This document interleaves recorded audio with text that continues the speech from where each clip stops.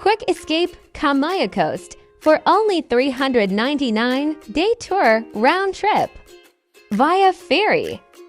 So good morning guys. Here pala before kami nakapasok dito is nagpa-validate muna kami ng QR code and then magdala kayo ng ID nyo kasi need yun for verification. 6:30 is dapat nasa ferry na kayo, so dapat mga 5 bibiyahe na kayo yan kasi bumiyahe kami ng 5 then naabutan kami ng traffic, so basically nakarating kami mga 6:26, so 4 minutes na lang, so nagmamadali kami, very kabado na. And here na, nakasakay na kami and sa gitna yung nakuha naming seat. Gusto ko siya na dyan sa gilid, but then since late kami, so yan, naunahan kami. And ito naman yung view sa roof deck ng ferry, maganda siya. And finally nakarating na kami, so almost 2 hours na biyahe and 5 minutes papunta sa beach entrance.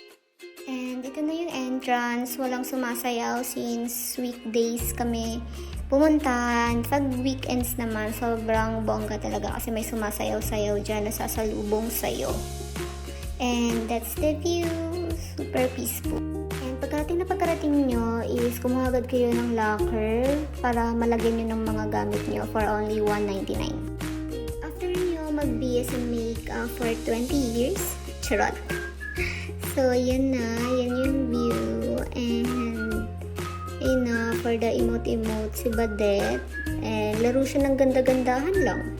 And, nag-ikot-ikot kami kung saan kakain. Nandito, Pancake House, Yellow Cub, Potato Corner, Maybe, and expect na mahal talaga yung pagkain dito.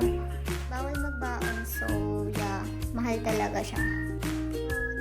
Kami sa Aquafan, so mga 3 minutes papunta dito, free shuttle siya, and ito yung mga proper swimming attire na dapat mong sundin. So ayan yung view, very friendly siya sa mga kids and nag-enjoy din yung mga young like me. And yeah, para akong bata na super na-amaze ako sa mga activities nila at hindi siya delikado, so and marami din mga lifeguard na nakapalibot, so very safe talaga siya. And ito yung slide na na-try namin, sobrang nag-enjoy ako, pabalik-balik kami. Nakila namin na sunog na kami, so bumalik na kami sa dagat, so free shuttle ulit pababa.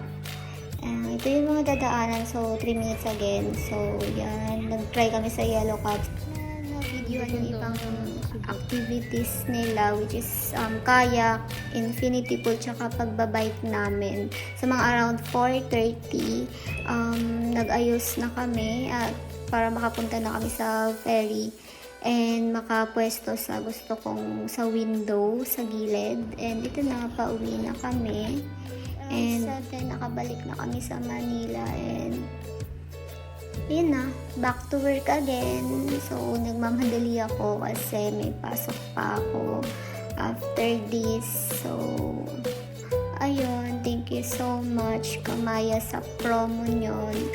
Till next time, babalik talaga ako. So, thank you for watching. Bye!